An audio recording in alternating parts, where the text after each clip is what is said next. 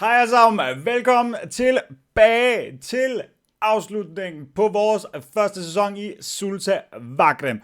Der er lagt op til et drama til det sidste omkring, hvem der skal løbe med titlen som vinderen af Juniper Pro League.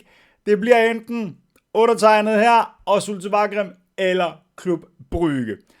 Vi har 3 kampe tilbage, men inden da, så skal vi se på, hvordan det er gået siden sidst. Jeg har spillet 3 kampe, efter vi i sidste afsnit sluttede med en sejr over Genk. Rigtig vigtig. Var med til at sikre os kvalifikationen til Europa League. Og gjorde også relativt kort efter ad med en sejr herover Ral Louvière, at vi kunne kvalificere os direkte til Champions League. Den her sejr, 4-2, kom egentlig lidt på bagkast, som vi kan se her. Vi var bagud efter allerede 6 minutter. Virkelig en skidt start. Vi får reduceret og kommer bagud igen. Bare, jeg var der. Knap 7 minutter efter. Det stod rigtig skidt til. Jeg fik justeret lidt på taktikken.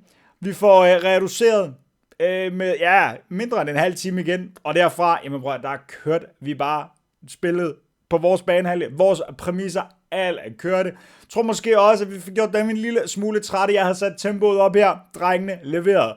Og vi til sidst kunne stikke af med den her 4-2 sejr på udebane. Rigtig vigtig for os. Så var der en lang pause, som igen landshold. Og jeg vil gerne holde spillerne skarpe. Det virkede dengang vi skulle mod Genk. Så jeg tænkte, det gør jeg igen. Men jeg skal lige love for, at Antwerp, de ville det anderledes. Det her, det var nok den dårligste kamp, vi har spillet hele sæsonen. Tæt på i hvert fald. En af de dårligste, jeg længe har set. Antwerp, der ligger mod bunden af tabellen, ligger faktisk til at rykke ned, hvis jeg husker rigtigt. Intet lykkedes for os. Og kort inden i anden halvleg, der går det altså galt. Og vi må se et nederlag. Jeg kunne intet gøre, uanset hvor mange mænd jeg smed frem. Vi sparkede forbi mål, lige på keeperen, stolpen, overlæggeren. Det hele var i vejen. Det var bare en af de dage. Et nederlag, der koster os rigtig dyrt i den samlede stilling. Vi skal nok tage et kig på stillingen, hvordan den ser ud, fordi Klub Brygge har også været i gang. Men lad os lige hoppe til afsnittets kampe først og fremmest, og det er hele det skal handle om. Vi skal først tage imod toppen af belgisk fodbold, som man normalt vil se det i Anderlecht. Et hold, der har haft det svært i den her sæson, men er ved at have bedre styr på det, så absolut ingen kamp, jeg forventer. Vi nemt vinder. Og jeg tror ikke, der er nogen nemme kampe tilbage, selvom at Leuven, et hold, vi har spillet mod før og har vundet over, vi bør også vinde den her kamp, så tør jeg simpelthen ikke kalde den. Det samme lidt mod Westerlo, også et hold, vi har faktisk rigtig gode erfaringer med, men desværre, jeg tør ikke tage nogen chancer her, og så sige, dem skal vi nok få udraderet. Det her, det bliver vanvittigt spændende, men værst af alt, vi skal slutte på udebane. Er vi presset til en sejr til aller sidst, så har vi altså ikke vores hjemmefans til at hjælpe os i den her situation. Så vi skal virkelig håbe på, at vi måske selv kan afgøre det inden, og at Klub Brygge går helt i stå, og vi ikke får alt for meget gummiben, fordi det var lidt den frygt, jeg sad med den her 0-1 nederlaget til Antwerp på hjemmebane. Prøv at. Det lignede gummiben, for at sige det rent ud, og det kan vise sig at fortsætte igen. Udkamp her mod Anderlecht, og igen slut på udebane mod Westerlo. Forhåbentlig så kan vi få det vendt og ende med at gå ned til det aller sidste mod Klub Brygge. Vi kan se på stillingen, at Klub Brygge fortsat også sætter sig på første pladsen. Men det, der er nyt, og det, som er vigtigt i den her sammenhæng, det er, at I kan se her, de spillede deres sidste kamp uafgjort. Netop mod Anderlecht. Anderlecht er kommet bedre med. Men så har de også nu fået gummiben, lidt ligesom vi har, og taber altså til Leuven. Leuven ligger sådan lige her på en 7. plads, og burde ikke have været noget problem for Klub Brygge. Antwerp er trods alt hoppet over nedrykningsstregen, kan jeg se, med den sejr, de fik over os her. Men ellers, vores nederlag til Antwerp og vores gummiben, noget værre.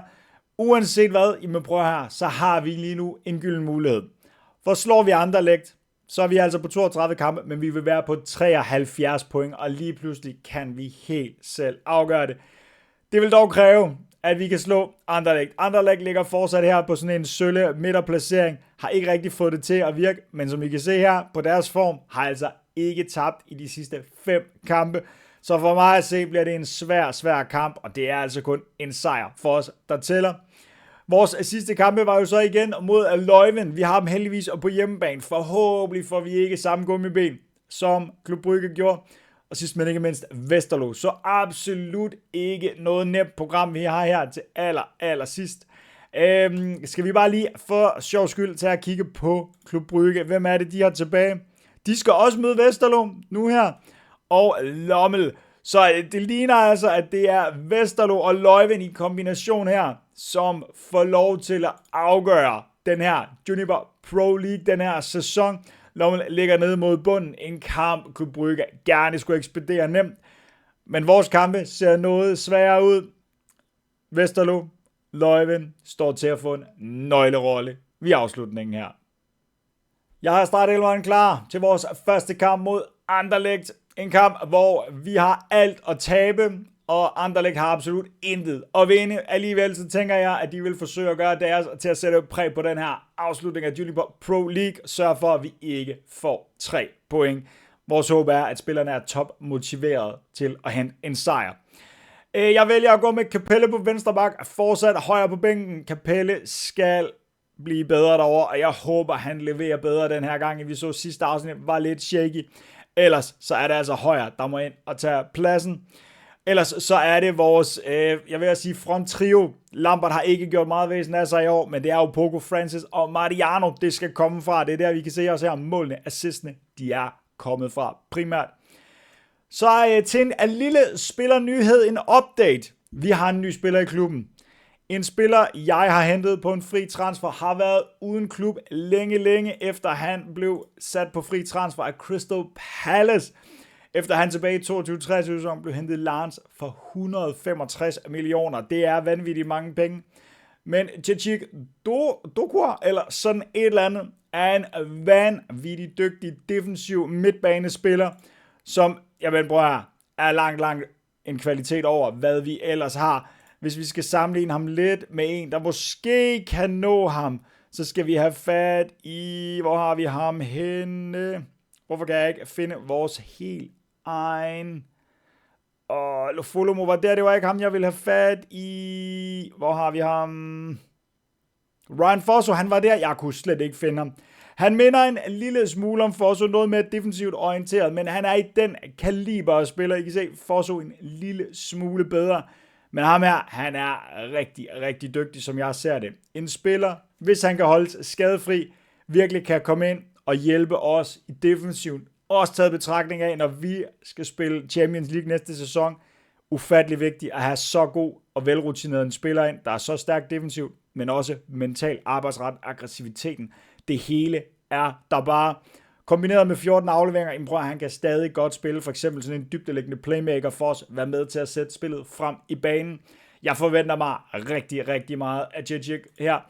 Han sidder på bænken, han har selvfølgelig været uden kampe i et langt stykke tid. Jeg vil alligevel våge påstå, at jeg er bedre tjent med ham på bænken. Det betyder, at Topalovic tager plads helt ud af truppen. Han har ikke lykkes med at spille sig til noget som helst i den her sæson, og jeg synes, det er rigtig ærgerligt, for det var en spiller, jeg havde så store forventninger til, og en spiller, der er vanvittigt dygtig, bør også være langt bedre, end hvad vi skal bruge ham til. Jeg har bare ikke formået at få det rigtige ud af ham. I stedet for, jamen så er det Doku, der går ind, i stedet for.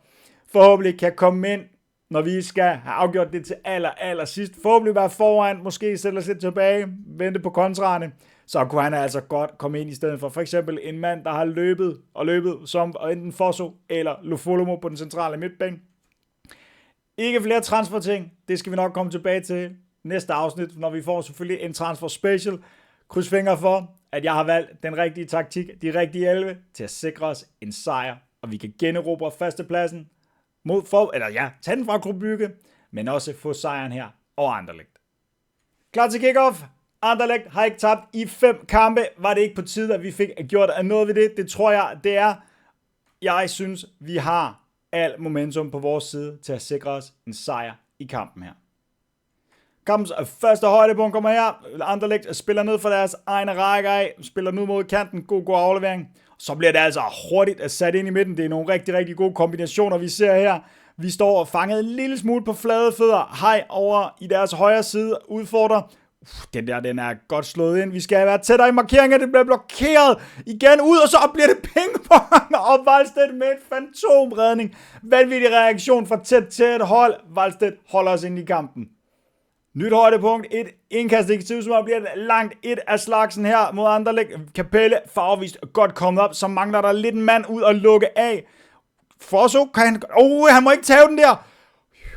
Brøddelin Valstedt var fanget på flade fødder og ikke havde set den, heldigvis forbi stolpen. Så bliver det vores tur til at være boldbesiddelse, desværre, så tager Paugen den til Kamada, så mangler han lidt i defensiven. Kan han få gjort det godt igen? Ikke i første omgang. Anderlecht igen bevæger sig igennem. Det er sjovt, vi får Anderlecht i alle højdepunkterne her, men kigger vi på momentum, så er det faktisk os, der får spillet os til det meste. Det der det er en rigtig, rigtig god dyb bold, og vi er sat fuldstændig af. Spillerne håbløst markerer bare for offside i stedet for at fortsætte med at spille fodbold. Det ligner, at det her mål heldigvis bliver annulleret. Jeg glæder mig til at få stregene. Det lignede, at den var tæt.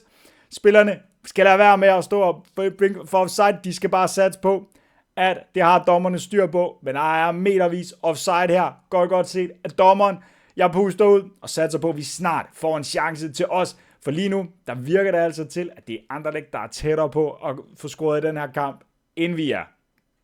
Det blev alt, vi fik fra den første halvleg, hvor vi må sige, højdepunktsmæssigt, jamen der har der stået Anderlecht på stort set det hele. Kigger vi på kampmomentummet, så står der Zulte Waregem på stort set det hele. Lidt svært er ved at se, at det her kampmomentum egentlig er passende, når vi kigger på, ja, vi har godt nok mest bolden, men skud på mål, der er vi meget, meget lige XG'ene. Der er Anderlecht altså noget over os. Så jeg kan ikke helt se det her, det passer. Vi skal trods alt fokusere på vores eget spil. Ingen tvivl om det. Det er en sejr, jeg skal op og jagte på et eller andet tidspunkt. For nu, så længe kampmomentum er på vores side, så har jeg ikke lyst til at lave de helt store ændringer i forhold til det taktiske. Skal måske kigge på en Mariano, som ikke rigtig ser ud, som om han fanger det. En Francis Lampard, også i offensiv, der måske ikke har deres bedste dag. Så måske noget, vi skal kigge på allerede her til pausen. Men ellers, så er det her en kamp, rigtig meget er lige nu. Det er de små marginaler, der kan afgøre det. Jeg tror nu altså stadig på, at anden halvleg, den vender til vores fordel. Efter mange og nøje overvejelser, der vælger jeg at lave 2 udskiftninger her i pausen. Det bliver både Mariano og Lampard, der må forlade banen. De 2 spillere, der spiller dårligst, er heller ikke noget, vi har set til nogen af dem. Vi forsøger med Mensah på toppen, spiller op som en target-angriber. Forhåbentlig kan nogle af vores indlæg ramme ham noget bedre, end de har gjort med Lampard. Så er det altså Couto over på den højre kant. En spiller, som jeg synes har gjort det rigtig, rigtig godt, siden han kom til klubben. Når Mariano ikke har leveret, så har han altså været rigtig god at sætte ind i stedet for. Krydser fingre for. Det er også tilfældet den her gang. Og de her 2 spillere finder magien til, at vi kan komme foran og vinde kampen. Bolden er sat i gang. Spørgsmålet er det her kick-off highlight, der vil give et mål? Vi så det sidste gang. Det er umiddelbart at få det lov til at fortsætte. Det er fortsat Anderlecht i boldbesiddelse. Capelle til gengæld. God tackling. Så er det lige pludselig os, der er på bolden. Lad os bare få et velspillet angreb igennem her. Vi har ikke set noget som helst fra os af. Fosso snyder sin direkte mand. Skal han ikke passe på, at vi kan blive for modig. Mensah faldet dybt tilbage. Opoku videre til Capelle. Så skal Opoku nok have den igen her. Capelle venter for længe. Han får den til gengæld igen. Tager Fosso med, skal fordele. Gerne skifte Opoku. Og ud af ingenting, så er det altså Opoku, der står det helt rigtige sted. Spørgsmålet er nu, om han er offside. Couto, som vi kan se. Muligvis assistmageren her. Den bliver kontrolleret. Det var lige før, at det her med udskiftning blev så genial. Opoku gået lidt for tidligt. Vi får stregerne. Hvor tæt er den her? Vi kan se, at han ligger der og forsøger.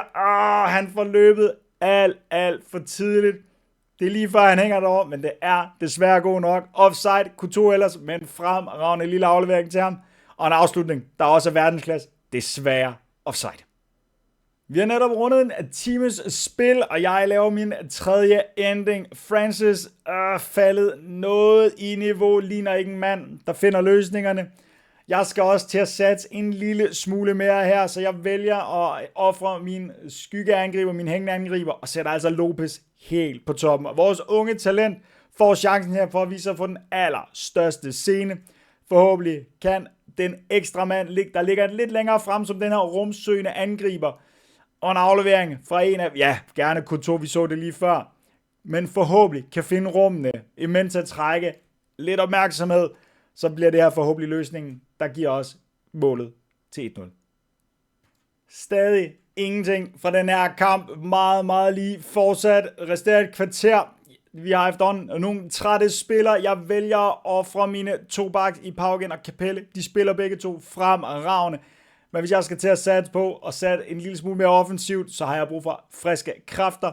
Vi sætter Højer og Diakite ind i stedet for, at de får lov at spille som wingbacks, går altså med fremad, forsøger at skabe noget overtal. Når vi tager bolden, ligger også både Lofolomo og Fosso længere frem. De falder altså ikke dybt længere.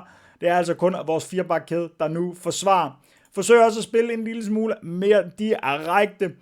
Og satse på, at en eller anden bold kan ramme Imenta. Flæk den videre måske til Lopez eller ud til en af kanterne. Alternativt en dyb bold til Lopez. Han kan løbe efter. Jeg kan ikke se, hvor meget jeg ellers kan gøre lige nu her. Alle udskiftninger er brugt.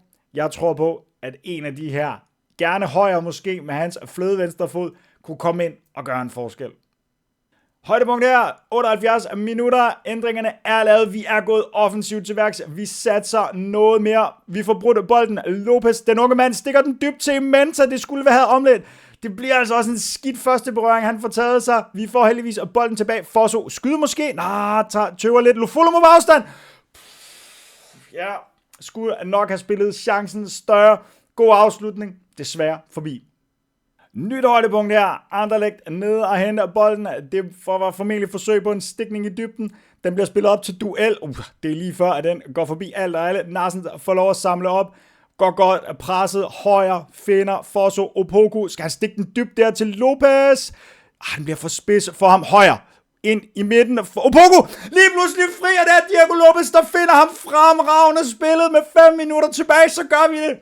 Vanvittigt godt er lavet. Det er Højer, der er med op og giver et overtal over i den venstre side. Vi får den lige igen. Lopez forsøger at gå dybt. Lidt mere den direkte aflevering. Højer trukket langt med frem. Lige med til at give et overtal.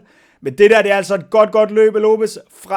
Opoku, og rigtig godt set af Lopez. Fremragende 0-1 her. Jeg skal hurtigst muligt have pauset det her, når højdepunktet det slutter. For der er ingen grund til at satse så offensivt længere. Vi har resultatet. Vi skal nu bare holde det hjem. Defensive ændringer her. Ingen tvivl om det. Jeg lægger Imenta ned som den hængende angriber, så det kun er Lopez nu, der ligger helt fremme. Diakite og Højer får selvfølgelig også lov til at falde tilbage på deres sædvanlige bakpladser. Når vi er i boldbesiddelse, så holder vi formationen. Der laver jeg ikke noget om. Vi skal stadig sørge for ikke at gå for langt tilbage. Kunne godt vælge at sætte både Couto og Opoku tilbage. Vælger jeg altså ikke at gøre. Til gengæld, når vi tager bolden, så lader jeg altså både Couto og Opoku falde længere tilbage. Det samme gør Lofolomo og Fosso. Så for at få lukket så meget muligt ned her de sidste 4 minutter plus det løse. Går på den forsigtige mentalitet. Og ja, vi trækker tiden, spiller for dødbold. I kender alt det der gøjl. Det her, det skal lykkes og vil være et vanvittigt resultat for os. Vil sikre, at vi får generobret førstepladsen. Nu skal det bare holde hjem. Tillægstiden nærmer sig sin start. Forhåbentlig ikke alt for mange minutter lagt til. Det bliver til 5 minutter. Det var lidt mere, end jeg havde håbet på. Men de første 3 er allerede gået. Det ligner ikke, at Anderlecht har et svar på det her. Vi spiller den rundt, holder den i egne rækker, og kampen bliver fløjtet af. Vi var det bedste hold på dagen. Vi forsøgte mest. Vi ville det mest. Momentummet, hvis vi kigger på kampmomentummet, og det her, jeg forstår det ikke helt. Fordi, jeg er ikke i tvivl om, i anden halvleg, der trykkede vi mere på. Vi kan også se, jeg tror, stort set Anderlecht havde 11 skud og 3 afskudninger på mål fra første halvleg af. Og anden halvleg, der kørte vi dem bare over. Ingen tvivl om det. Men første halvleg, så meget vores forvær, det kan jeg slet ikke se. Uanset hvad, de offensive satsninger lykkes til aller sidst. Vanvittigt godt at se Lopez komme ind og levere assisten til Opoku, der igen bare bliver man of the match for os, har scoret så mange mål, og er en af de kæmpe årsager til, at vi er der, hvor vi er. Højer godt at se, at han kom med frem. Og igen, friske ben havde nok en betydning der. Det er ikke sikkert, at Capelle var løbet så langt frem med trætte ben. Så dejligt, at det også var med til at lykkes. Højer måske kunne godt have fortjent lidt højere karakter end 6-6 her. Men i sidste ende, så lykkes det for mig. Vi får sejren, og vi kan se hernede generobret førstepladsen. Vi har et enkelt point over Club Brugge med 2 kampe igen. Den her, den havde jeg ikke lige set komme. Ementa er ramt af en moderat forstrækning i låret. Det må have været til aller sidst. Den har jeg overhovedet ikke fanget. Det betyder altså, at vi skal leve uden ham de sidste kampe af sæsonen. Det er rigtig ærgerligt. Ja, det må fysioterapeuten tage sig af. Det er ikke noget værd at give ham en indsprøjtning for at forlænge hans skade og gøre det værre end som så. Ærgerligt, og vi må undvære Ementa her, når det hele skal afgøres de sidste 2 kampe. Med den lille stregregning, så vil jeg jo fortsat glæde mig over den her sejr over Anderlecht, en af de helt store hold i Belgien. Vi gør det uden at imponere, men jeg vil våge på at stå stadigvæk, vi var det bedste hold. Og nu skal vi til det, der jo kan vise sig at blive en rigtig vigtig kamp. Leuven, det hold, der netop lige har pillet pynten af Club Brugge. Vi har dem på hjemmebane om bare 6 dage. En kamp, der kan blive altafgørende frem mod, at vi kigger mod den sidste kamp mod Westerlo. Men dog en ting ad gangen. Løb ingen steder.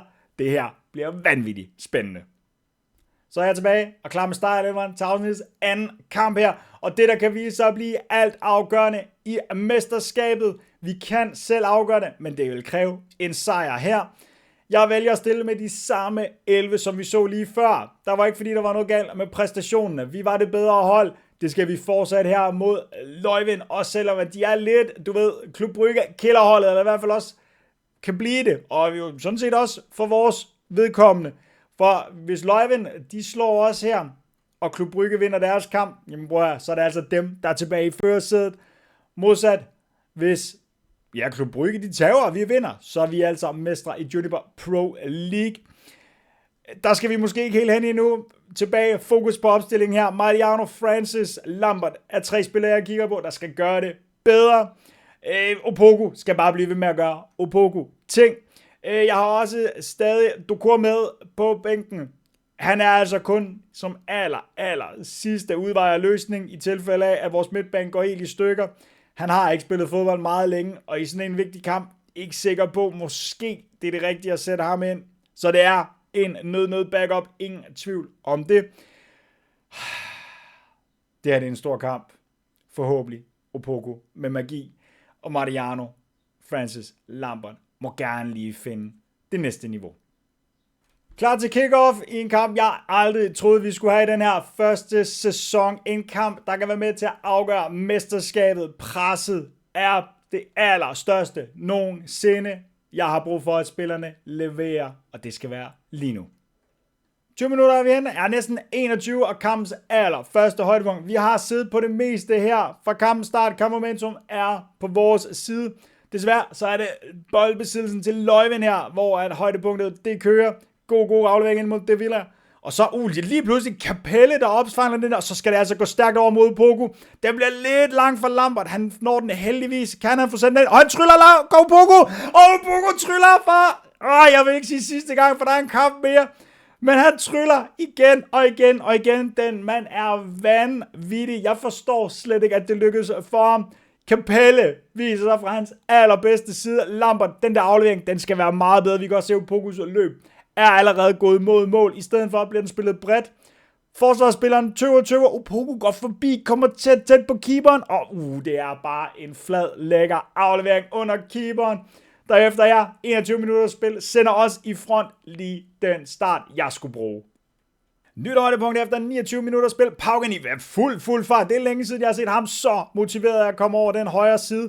En dropbold til Francis, som han desværre ikke kan nå. Vi har mange folk fremme med ud her. Hvis det går den anden vej på en kontra, så er vi i seriøse problemer.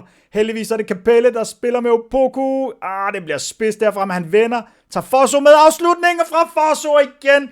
Genialiteter fra Opoku tager bare de rigtige beslutninger på sådan en dag. Vælger lige at runde. Træder på bolden. Finder altså Fosso, der har snedet sig frem. Vi får den lige igen. Vælger lige at runde. Passivt. Fosso står helt markeret fri der. De 2 midtbanespillere må det være. langt frem. Det er altså også en rigtig kongeafslutning af Fosso. 2-0. Alt går lige efter planen. Vi afgør det selv her. Det blev alt, vi fik for første halvleg, men en halvleg, der går præcis, som jeg gerne vil have. Tjek lige det her kampmomentum. Det er rødt med rødt på. Løjven har haft intet i den her kamp. Vi skal passe på, at vi ikke bliver for overmodige og for selvtilfredse her. Men hold nu op, hvor ser det her godt ud. Francis, eneste mand i offensivt, der måske ikke leverer helt. Det kan jeg måske godt leve med. Ellers kan vi se, at hvor har vi Klub Brygge for en 2-0 over Westerlo. De presser os altså stadig fuldt ud for den her mesterskabskamp. Det ser ud som om, at det her det ender med at gå ned til den aller sidste kamp. Nu skal jeg passe på, at jeg ikke kommer for langt foran mig selv. Men jeg sagde i optagen, Opoku skal gøre Opoku ting. Det gør han. Mål og assist fra hans fod af. Det er fremragende.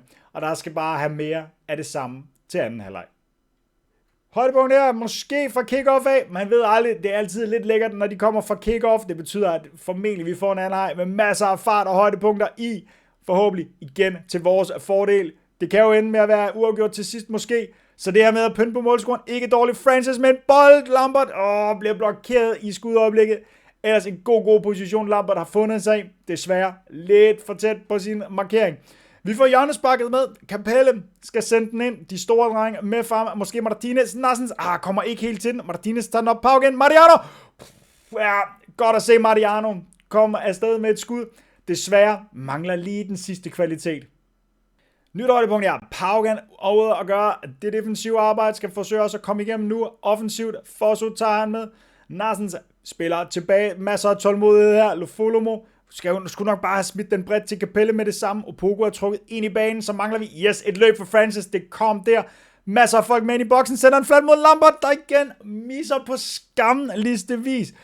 Igen er det en blokering. Markeringerne er altså tætte for Løjven.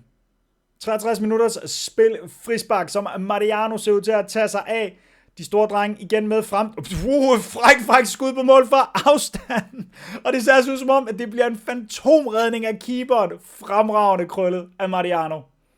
72 minutters spil er næsten her, og et nyt højdepunkt, hvor vi får et målspark fra Løjven. Et mål til dem nu vil virkelig ikke hue mig meget. Det vil virkelig gøre, at jeg sad og bed neglen her til allersidst, og det vil jeg helst undgå. Neglebideren må meget gerne komme i den sidste kamp. Det er Vetro, der spiller den frem. Vermand, det ligner, han er offside. Jeg håber, at vi får den her i slow. Det ligner, han er gået for tidligt. Det ligner, drengene holder den gode linje. Jeg kan tage fejl. Var kontrollere. Det mål er annulleret. Mine øjne drillede mig ikke her. Øj, hvor er det godt holdt af drengene. Det ligner en meget skarp linje, der bliver holdt af de to midtstopper dernede. Okay, det er faktisk ikke langt fra. Martinez og Narsens, de ikke er helt enige om, hvor den skal ligge. Heldigvis, så er Vermand altså gået for tidligt. Korrekt annulleret mål. Og jeg puster en lille smule mere ud her. Nyt højdepunkt, hvor Valstedt står over en målspark. Jeg skulle faktisk lige til at lave nogle ændringer for at spare på lidt spiller. Det her højdepunkt, kan vi så skal ændre det. I kan se, at Løjven har lagt flere folk længere fremme. Kan vi spille os ud af presset her, så skulle der altså være plads nede bagved. Det er også det, der bliver forsøgt. Mariano og Opoku bliver altså væltet, og det ligner altså, at det her det er et rødt kort. Det er det også. Jeg tør godt sige, at den her kamp, den er lukket og slukket nu. Fremragende løb af Opoku. Jeg tror på, at jeg sagtens nu kan lave lidt ændringer, få sparet lidt spillere til den sidste kamp. Jeg vælger at lave hele 4 udskiftninger her. Martinez, vores store stjernespiller, nede bagved, får pause. Tange går ind i centralforsvaret i stedet for. Jeg vælger at give debut til Ducour. Gerne have inkorporeret ham hurtigst muligt. Skulle der blive behov for det i den sidste kamp. For så er det selvfølgelig, som vi tager ud vores midtbanespiller, der bare kan det hele. Francis vælger jeg også at tage ud og give ham en pause. Hans mål skal bruges i den næste kamp. Butler kommer ind, får lov at ligge som den hængende angriber. Vælger også at skifte Opoku. Opoku behøver ikke at gøre mere. Han har gjort det, der skal til i den her kamp. Vælger så at sætte Lopez derover. Han kan som sagt både ligge som angriber, men altså også som en indvendig angriber over til venstre. Lambert får altså lov til at blive på toppen. Forhåbentlig kunne godt tænke mig, at han fik tanket lidt selvtillid og forhåbentlig scoret et mål i kampen her. Og ellers så har jeg en sidste udskiftning. Skulle vi nu rende ind en eller anden træls skade. Højdepunkt her, udskiftninger er taget på plads. Der resterer godt og vel 11 minutter her. Og det er Løjvind, der på trods af at være en mand nede, forsøger at kombinere sig igennem her. Begynder altså ikke at panikke og spille med nogle lange bolde. Men det er klart, det er ikke nogen nem opgave. Har også flere spillere på gule kort. Tegleb, det er en god aflevering. Tange er det, der vi er sat ind, som lige pludselig bliver fanget for langt fremme. Og ud af ingenting, der er det Massis, der scorer for Talekabag assistet. Vi ligner nogen, der står sover. Vi får den lige igen her. Det er Paugen, der er ude at dække af, men det er desværre den nye mand, Tange, der misser sin markering. Og det er desværre, jeg tror det må være Capelle, når ikke derover. Skidt sekvens af Tange. Det her må ikke komme til at koste os til allersidst. Det vil være utilgiveligt. Tiden løber heldigvis til vores fordel, og det ser ud til, at det var den eneste forskrækkelse, Løjvind kom med, efter de var gået en mand ned. Så ser det ud som om, at vi får styr på det her. Det var også den eneste chance, de havde, hvor det blev rigtig farligt. Der vælger de altså at score. Jeg kan heldigvis puste ud her. En fremragende 2-1 sejr til os, og nu er det jo så vigtigt at se. Ja, Brygge vandt også deres kamp, selvfølgelig gjorde de det. Vi er stadig foran. Der er en kamp tilbage af sæsonen. Med det her momentum, som vi tager med videre, så er der altså en rigtig god sandsynlighed for, at vi kan blive mestre i Belgien. Det kræver altså bare en sejr i den allersidste kamp, for jeg tror ikke på, at Klub Brygge lader deres chance forbipassere. Så langt så godt. 2 sejre ud af de 3, vi skal bruge. Sidste kamp mod Westerlo er et hold, der... Lad os lige se, hvordan har de klaret sig her på det sidste. De ligger på 6. pladsen, er faldet tilbage. Tabte jo som sagt lige præcis til Klub Brygge her. Og hvem er det, Klub Brygge har i deres sidste kamp? Det er vi næsten lige nødt til at se. Vi så det allerede, men jeg har glemt det. Det var Lommel, de skulle slutte med. Holdet, der ligger helt mod bunden, så vidt jeg husker. Ja, de ligger der på en 14. plads, 32. Gud kan stadig potentielt rykke ned på en dårlig målscore, hvis de tager deres kamp og kort træk vinder. Så alt at spille for dem. Westerlo har vist ikke rigtig mere at spille for. Det er kun en trøste 5. plads. Melchen har sat sig på den 4. plads. Vi skal møde det bedre hold. Til gengæld ligner det, at Lommel har noget mere at spille for. Uanset hvad, spændingen intakt. Alt bliver afgjort på sidste kampdag.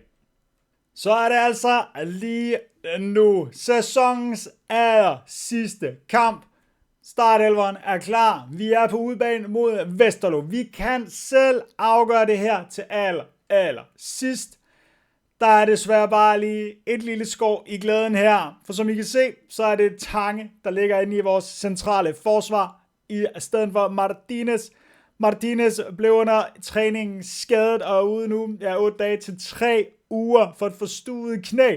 Og det gør altså, at vi ikke forglæder ham til den allersidste kamp her.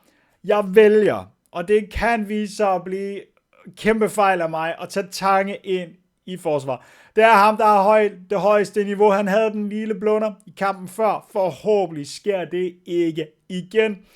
Ellers så er det de samme 10, der jo selvfølgelig får lov at starte den her kamp. Og jeg kigger igen på manden over dem alle, Opoku, der nu er op på 18 mål og 7 assist.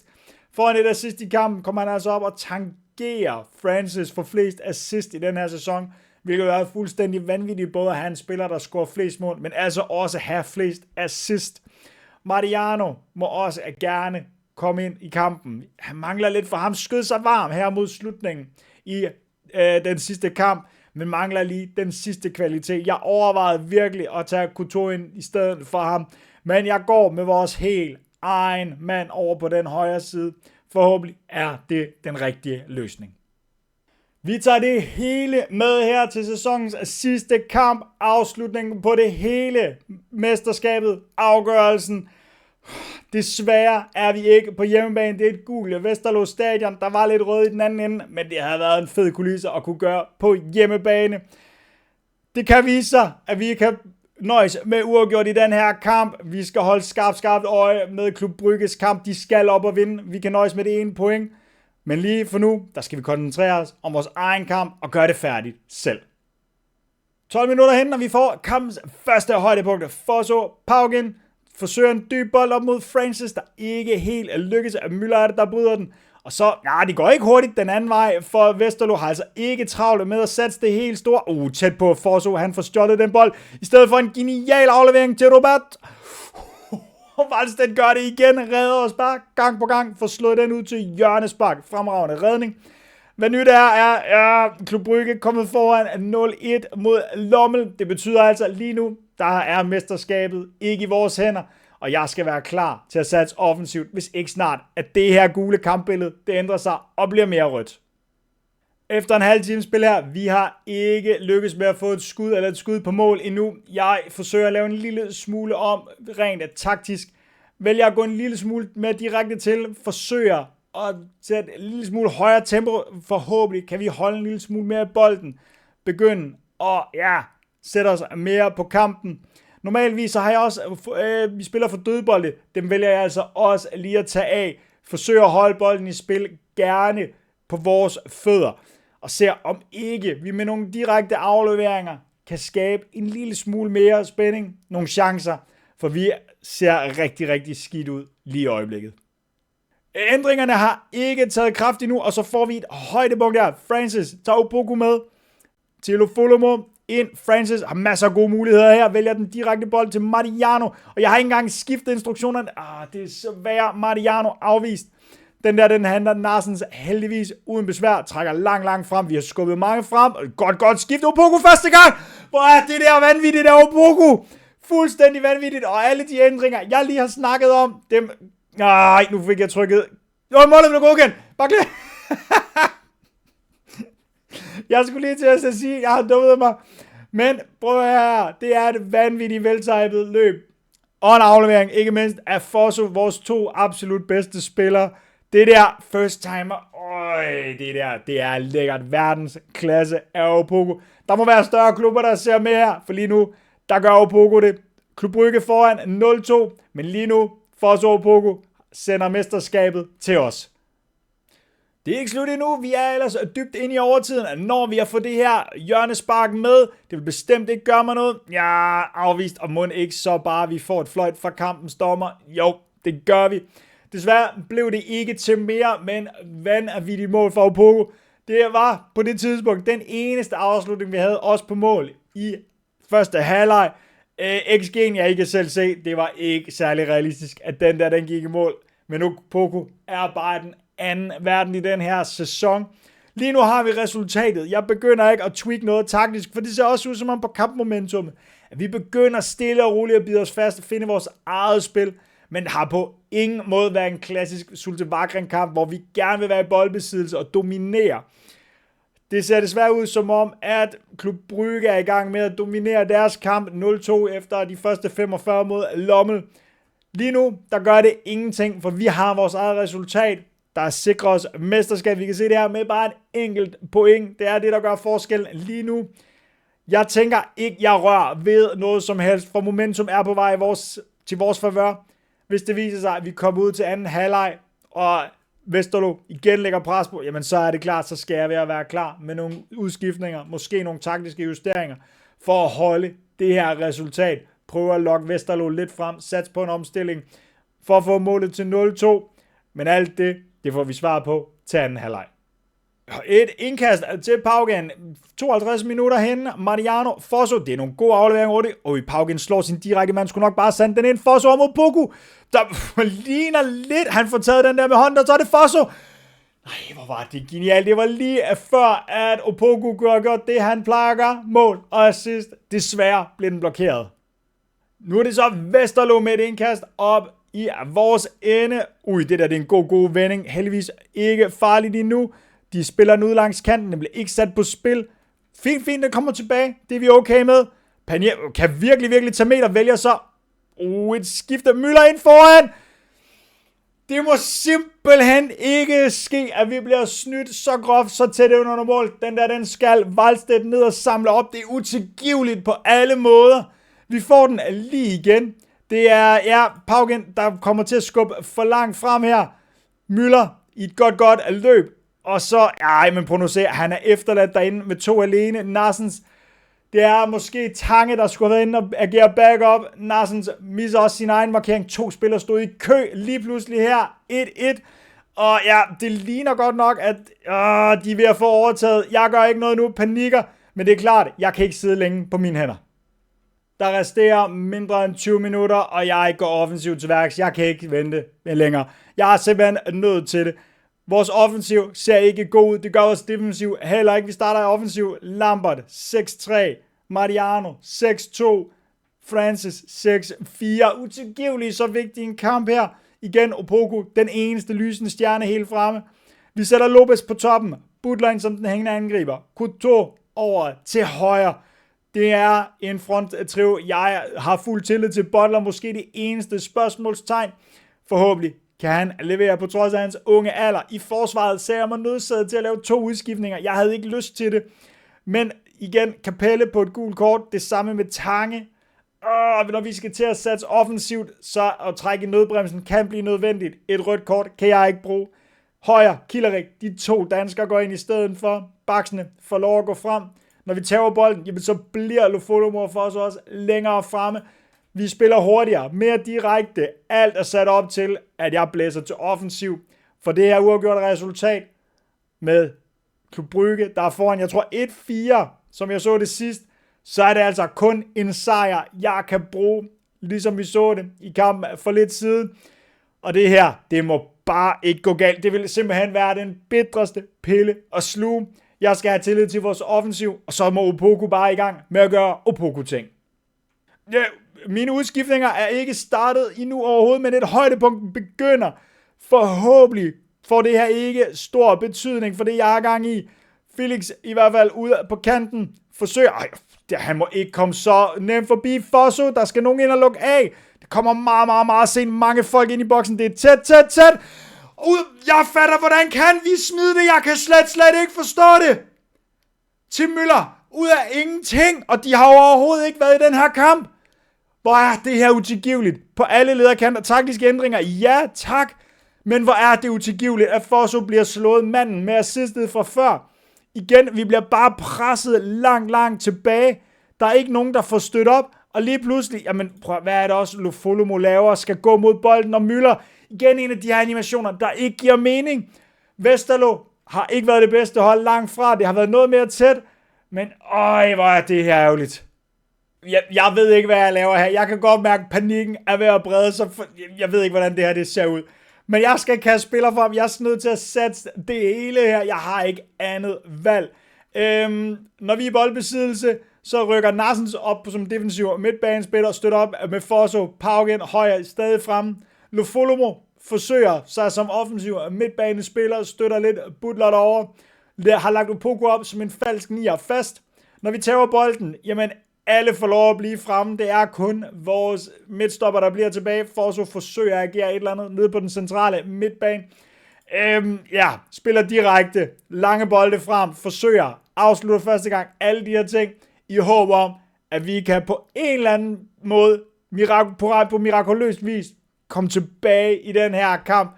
Vi har 10 minutter til at score 2 mål. Tiden er desværre ikke med os, og med en tillægstid på 4 minutter og 2 mål nede, Club Brugge foran 0-6, så ligner det altså, at vi tager på allersidst. Jamen, jeg kan slet ikke have det her. Vi havde alle muligheder for at vinde det belgiske mester. Jamen, jeg kan stadig ikke helt fatte, at det overhovedet var scenariet. Men at vi så pisser det hele væk til sidst, med 2 så nemme mål, og forærer dem væk. Og jeg må bare sige igen, Tange blev nok skurken nede bagved.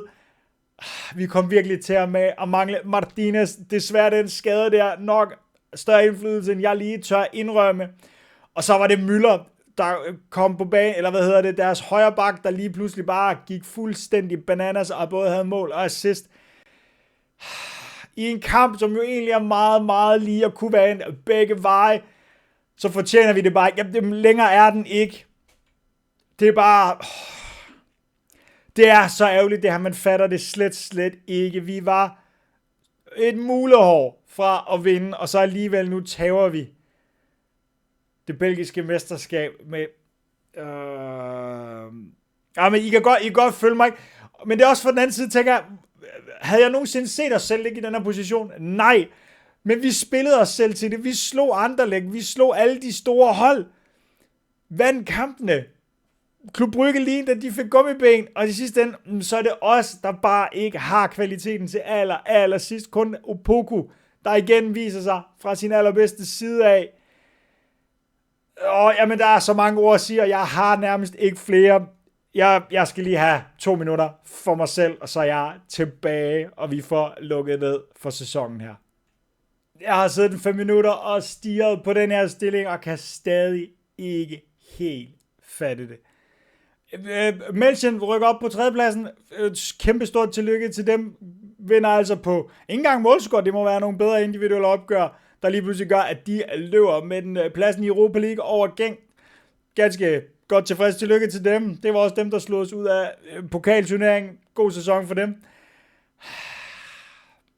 Jamen, jeg ved ikke helt, hvordan jeg skal have det med det her. Der er ikke nogen tvivl om, at Klub Brygge er et bedre hold, end vi er. Det prøver jeg ikke at sige. Men når man er så tæt på her, så er det så bittert. Og når man tænker på, at det potentielt var en skade til Martinez, vores helt store stjernespiller i det centrale forsvar, der misser kampen, og de, altså igen, i hvert fald målet, vi indkasserer til 2-1, der havde han forhåbentlig, tror jeg på, stået bedre, end vi gjorde dernede med Tange. Så det her, det er bare ikke måden, jeg havde drømt om at slutte det på. Jeg er også nødt til at vente til her, til noget positivt. Vi slutter på 2. pladsen, vi får sølvet. Vi kvalificerer os til Champions League. Hvis vi kigger på sæsonoptakten, så tror jeg ikke, vi var i nærheden af. Nej, vi var sat til at slutte på en 7. plads. Klub Brygge trods alt sat til slut nummer 1. Så alt i alt kan jeg tillade mig at være så negativ over at slutte på en 2. plads. Jeg synes det måske ikke helt. Vi kan også se her faktisk Martinez, spilleren vi mangler, er kommet ind i pressens drømmeelver. Så god er han faktisk. Og han har været vanvittig god for os i den her sæson. 25 kampe, 16 i snit over 25 kampe. Vanvittig dygtig forsvarsspiller, vi har her. Rigtig ærgerligt, at det måske var det, der gjorde det for os, og Tange ikke helt havde kvaliteten på dagen.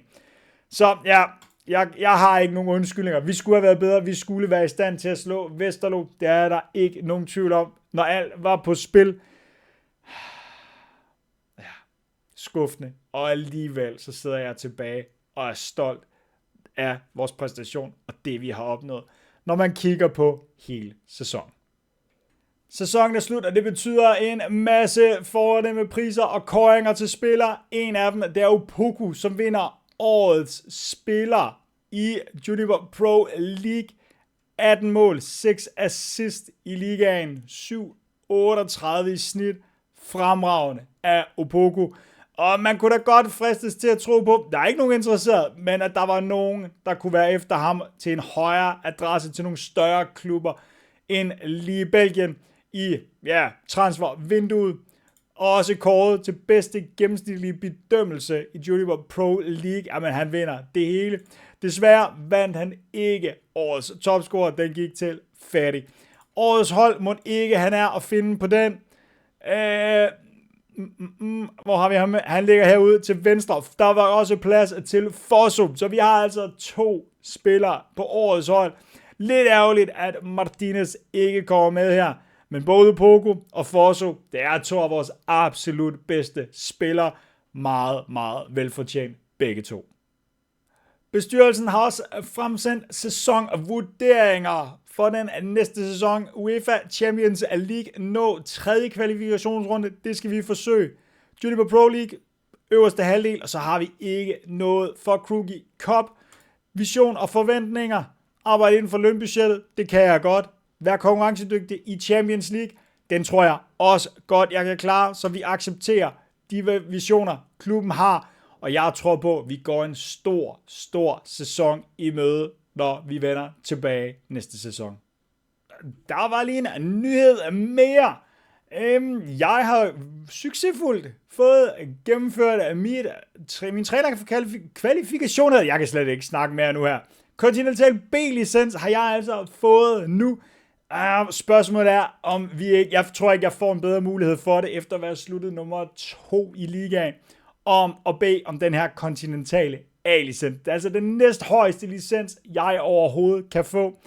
Vi beder altså bestyrelsen om det, og jeg tænker, inden jeg slipper jer, så tager vi lige afgørelsen på den her, og lige også tager en temperatur på truppen, og hvordan jeg ser holdet skal ændre sig til næste sæson.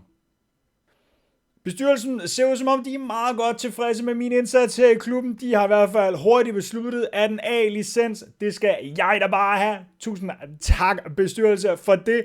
Det gør altså bare, at jeg kun bliver mere og mere attraktiv for klubber i top 5 ligaen, som jo er det endelige mål i det her safe. Det er ikke at være her og blive Zulte Waregem og gøre dem til den store magt i belgisk fodbold. Det kunne ellers være sjovt, for jeg hygger mig faktisk meget godt her i Belgien. Lad os starte med at tage de helt store profiler fra denne sæson. Der er ingen over, ingen ved siden af Joseph Opoku. 19 mål blev det til i alt på tværs af alle turneringer. 7 assist. Francis også noget mere end godkendt sæson. 15 mål. 8 assist fra hans fod af. Tobias Helt har klaret sig godt til hans udlejning. 12 mål, 2 assist.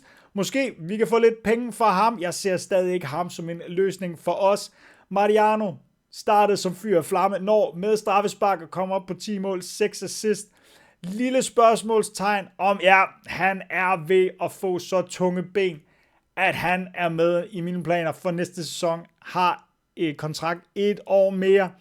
Men jeg har svært ved at se, at han kan blive ved med at holde niveau.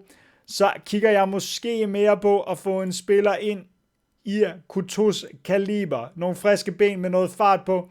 Couto, synes jeg, gjorde det rigtig, rigtig fint, om han kom fra bænken af. Vil gerne prøve at se, om jeg kan skrive en permanent kontrakt med ham, men ved også godt, at han får rigtig, rigtig mange penge for at være i Sporting, og tror ikke helt, han vil tage det cut på lønnen, som jeg vil kræve, for at han kommer til klubben. Så Mariano, et lille spørgsmålstegn derom, om han skal spille næste sæson. Skulle vi have lidt penge for ham? Vi kunne se, at han havde faktisk en ganske fin værdi. Kunne nok godt få en 6-7 millioner for ham, det tror jeg bestemt. Det vil altså frigive lidt i vores transferbudget. En, der ikke skal herfra, det er Fosu, selvom der er interesse for ham. Han fik en ny kontrakt tidligere på sæsonen, blev en af de bedst betalte spillere i klubben. Men det gjorde han altså også kun, fordi jeg fik lov til at give ham en frikøbsklausul til udlandske klubber. 43 millioner kroner skal der dog slippes for ham. Så det er en heftig sum penge, skal han herfra. Jeg tror før jeg lå den på 25, så det er jeg var rigtig godt tilfreds med at få den op. Og jeg er ret sikker på, hvis ikke jeg havde givet ham den, jamen så ville hans lønkrav have været meget, meget højere, og det havde smadret al vores struktur. Forso er mine planer for næste sæson, ingen tvivl om det. Ellers spiller der har scoret Ementa, 6 mål nåede det kun til i, det der i alt bliver 26 kampe fra hans fod af. Og jeg kan også godt have et spørgsmålstegn, om Ementa har kvaliteten til det her hold.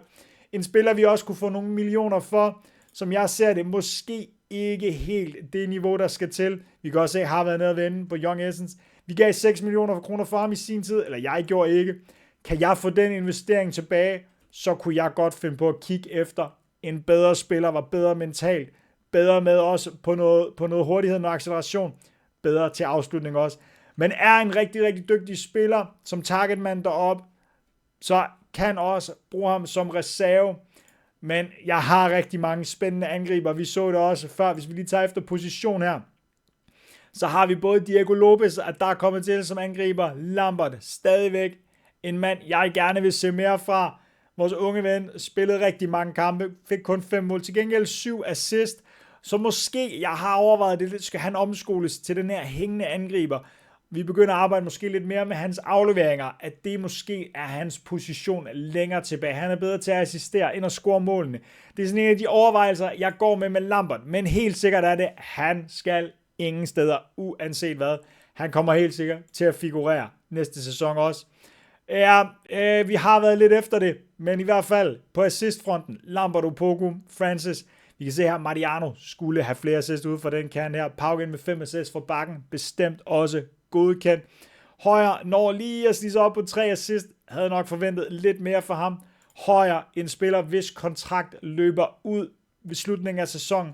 Hans ben er væk. Forventer ikke at skulle forlænge hans kontrakt. Og skal vi lige tage et kig på de spillere, vi har på kontrakt, eller kontrakt, der udløber, så er han vist den eneste. Ja, ellers så har vi spillere bundet, i hvert fald det næste års tid. Selvfølgelig Topalovic og Couture spillere, der skal tilbage til deres klubber, med mindre vi kan få en eller anden aftale på plads. Så er det altså Højer, der forsvinder. Det gør også, at jeg skal kigge efter en venstre bak. Og jeg synes også, at det skal være en opgradering i forhold til Capelle. Capelle ganske fint, misforstår mig ikke, kommer til at hjælpe os rigtig meget med registrering. Men en kvalitets venstreback står helt sikkert på min ønskeliste. Når det kommer til vores stopperpladser, spørgsmålstegn især omkring Tange her til sidst, er også 30 år gammel, burde kunne spille et par sæsoner mere, men med 1 år tilbage af hans kontrakt, så kunne han godt være en af de spillere, jeg også godt kunne finde på at skubbe videre. Få en opgradering ned til centralforsvaret. Martinez og Narsens ser jeg stadig som de klare starter. De unge spillere får chancen. Det er altså dem, der er bedst. Killerik kunne jeg godt finde på at beholde lidt endnu. Har en lang kontrakt endnu. Ganske fint som backup over som venstre stopper. Så ham ser jeg ikke nødvendigvis skal videre. Hvis vi kigger lidt videre, jamen, så har vi jo allerede gjort lidt på midtbanen ved at tage Dugoin. Hardenborg ser jeg som et godt megabane-par. Mangler måske lige en af dem, som skulle op og ligge på den offensive midtbane, for ligesom at have den der alsidighed. Så det mangler måske lidt. Så jeg mangler lidt den der hængende angriber, også som kan gå ind i stedet for Francis de gange, hvor han falder lidt igennem, for det har han med at gøre en gang imellem. Og der er det spørgsmål igen, den her konstellation. Skal det være Lambert? Skal det være Butler? Ikke sikker på, at nogle af dem måske er løsningen. Uanset hvad, som jeg ser det, ønskelisten til næste afsnit, en transfer special. Det bliver en kvalitets venstreback. Det bliver en potentiel ny midtstopper, reserve, måske en, bare lige til at få lidt mere bredde på, ned i centralforsvaret. Så er det en offensiv midtbanespiller, hængende angriber, alternativt en angriber, en der kan spille begge positioner, gå op og i hvert fald hjælpe i angrebet, og det kunne godt blive 2 angriber, jeg skal bruge, hvis jeg ikke vurderer, at Lopez og Lambert, igen 2 unge spillere, 18 år gammel, kan bære det selv. Så få sådan en rutineret skyggeangriber, skråstreg, den her angriber, tror jeg kunne være rigtig fint. Så det er 3 spillere, jeg godt kunne tænke mig at hente til. Og så selvfølgelig, hvis jeg vælger at sige, at, nu skal jeg lige have fundet ham, hvor har vi ham hen? Mariano skal væk fra klubben, ikke længere løsningen på vores højre side, så er det klart, og vi ikke kan hente Coelho, så er det klart, så skal der altså hentes 2 offensive midtbanespillere over til højre, så vil det være Coelho, vi virkelig skal prøve at se, om vi kan hente, eller ikke Coelho, hvor han er Couture, der bliver højre midtbanen, bliver altså også et kæmpe fokusområde for mig næste sæson. Så masser af spændende at se frem til, når jeg kommer tilbage næste gang til en transfer special. Jeg tænker, vi slutter på skærmen her, tabeloversigten, det der skulle have været, men I kan se 2 røde her, nederlag til aller sidst, blev altså afgørende, og nu tror jeg også, I har hørt nok på mig for den her gang, det her afsnit. Jeg håber, I har nydt den her første sæson. For mig har det været fremragende. Desværre når vi ikke målet her til aller sidst. Forhåbentlig kan vi være med i toppen igen næste sæson. Konkurrere om mesterskabet, slås med Brygge, Gent, potentielt også München. Tænker Anderlecht også et hold, der kommer stærkt igen. Så det bliver rigtig spændende. Ingen tvivl om det. Det kan også være, at der kommer et bud fra en anden klub. Og det er altså nu kun en top 5 klub, der kan rykke mig herfra. Det skal være det næste skridt. Det bliver for mig at se vanvittigt spændende at se, hvad der sker. Jeg tror ikke, det kommer endnu. Jeg tror, vi tager en sæson, hvor vi også kan imponere lidt i Champions League. Vise os på den helt store scene, der kan gøre, at søgelyset rigtig kommer på mig som manager. Det vil også gøre, at vores A-licens falder på plads. Igen, alt taler for, at skiftet kommer næste sæson. Der er rigtig meget spændende. Jeg vil bare sige tusind tak til alle jer, der har fulgt med hele sæsonen. Skriv gerne, hvad var jeres højdepunkt den her sæson. Er der noget, jeg har helt tabt misforstået i forhold til spillerne næste sæson? Hvem kunne I tænke jer at se ind ude? Hør meget gerne fra jer. Sidst men ikke mindst, så vil jeg bare ønske jer en fremragende weekend. Jer, der har det. Jer, der er sommerferie, nyd det nu endeligt. Jeg skal også nyde min sommerferie. Ha' det fantastisk. Og så ses vi til den nye sæson næste gang, når jeg er tilbage.